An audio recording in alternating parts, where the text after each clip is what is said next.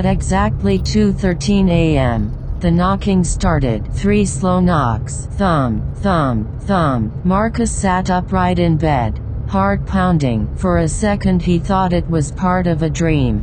But then it came again. Thump, thump, thump. Not at the front door, not at the window. From inside the apartment, he grabbed his phone from the nightstand. No notifications, no calls. The clock glowed 2:13 in pale blue light. The knocking stopped. Silence filled the apartment again except for the hum of the air conditioner. Marcus rubbed his face and let out a nervous breath. Probably pipes. Old building, nothing else. Then his bedroom door creaked open by itself, just an inch. Cold air slipped through the gap. Marcus froze. He lived alone. Slowly, he reached for the baseball bat beside the bed. Hello. No answer. The hallway outside his room was completely dark. He stared at the crack in the doorway for several seconds before finally forcing himself up. The wooden floor creaked under his feet. He pulled the door open wider. The hallway was empty. Kitchen dark. Living room dark. Bathroom door open. Nothing unusual. Marcus laughed weakly to calm himself down. You're 30 years old,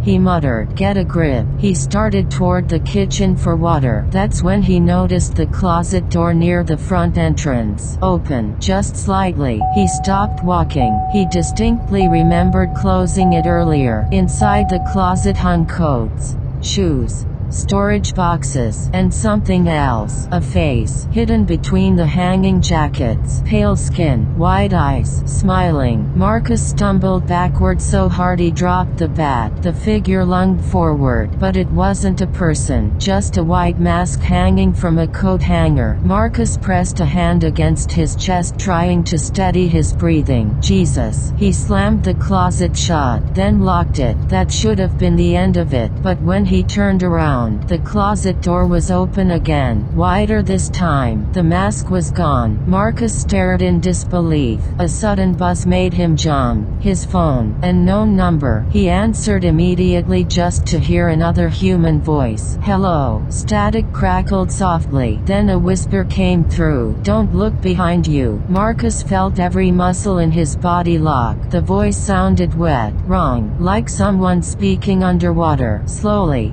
against every instinct, he turned around. Nothing. The hallway remained empty, but at the far end near the bathroom, something moved. A shadow slipped across the wall. Fast. Marcus ran for the light switch and flipped it on. The bulb exploded instantly. Glass rained down around him. Now the apartment was completely black except for the dim glow of his phone screen. His breathing grew shallow. He backed into the kitchen and grabbed the largest knife he could find. Another knock echoed. Thump, thump, thump. This time from the bathroom door. Marcus aimed his phone flashlight toward it. The bathroom light was on now. He knew for a fact it had been off earlier. A thin line of yellow light stretched beneath the door. Then came a soft sound. Crying. Someone was crying inside the bathroom. A woman. Marcus swallowed hard. Who's there? The crying stopped instantly. Silence. Then a tiny voice answered. Marcus. His blood turned cold. It sounded exactly like his sister Emily. Emily had died 3 years ago. Car accident. Marcus backed away from the bathroom slowly. No. He whispered. No. No.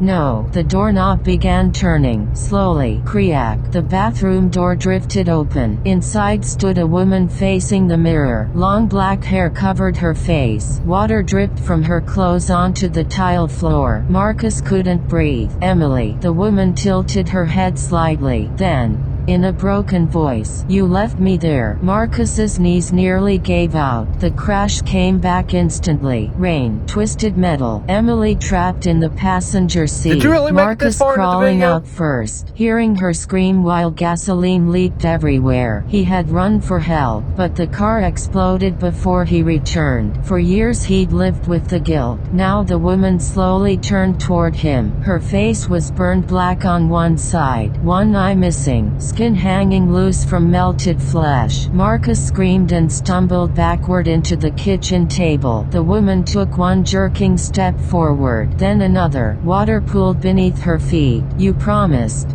she whispered. Marcus ran. He bolted for the front door and yanked it open. The hallway outside should have led to the apartment stairs. Instead, there was another hallway. Long, dark, endless. Apartment doors lined both sides. Every single door slightly open, and from each apartment came whispering. Marcus slammed the door shut again. No, no, no, no. The lights in the apartment flickered back on suddenly. Everything looked normal again. Bathroom empty. Kitchen clean. Silence. Marcus stood shaking in the middle of the room. Then his phone buzzed again. Another message from an unknown number. He opened it. A photo taken inside his apartment. From behind him, Marcus slowly turned. At first he saw nothing. Then he noticed the reflection in the television screen. Someone stood directly behind him. Tall, too thin. Its arms hung almost to the floor. Its skin looked stretched tight over its bones. And where its face should have been, there was only darkness. Marcus spun around screaming. Nothing there. His phone buzzed again. Another photo. Closer this time. The thing stood inches behind him. Marcus dropped the phone. Suddenly every light in the apartment went out. Darkness swallowed everything. Then came the sound. Breathing. Right beside his ear. A deep rattling inhale. Marcus couldn't move. Couldn't scream. And then a voice whispered, "She never forgave you." Ice-cold hands wrapped around his throat. Marcus thrashed wildly, knocking furniture over as he fought against something invisible. The pressure tightened, his vision blurred. Then suddenly, the light snapped back on. Marcus collapsed to the floor coughing violently. The apartment looked destroyed. Chairs overturned, pictures shattered, deep scratch marks covered the walls, and written above the front door in dripping black letters were the words, "Come home." Marcus stared at the writing in horror. Then he heard movement from the hallway outside. Footsteps, dozens of them, slowly approaching his apartment door. He looked through the peephole. People stood outside, at least 20 of them, perfectly still, all facing his door. Men, women, children, every single one soaking wet, every face pale, every eye completely black. Then, at the same time, they smiled. The knocking began again. Thump, thump, thump. Only now it came from every direction. Walls, windows, ceiling, floor. Marcus backed away as cracks spread across the apartment walls. Water began leaking from the ceiling. The floorboards warped and softened beneath his feet. The smell of gasoline filled the air. No, not gasoline. Smoke. Fire. Marcus looked around in terror. The apartment was changing. The walls blackened with soot. Paint bubbled. Heat rose rapidly. He wasn't in his apartment anymore. He was back inside the car. Emily sat beside him in the passenger seat, burned, broken, staring at him silently. Flames crawled across the dashboard. The doors wouldn't open. Marcus sobbed, "I'm sorry.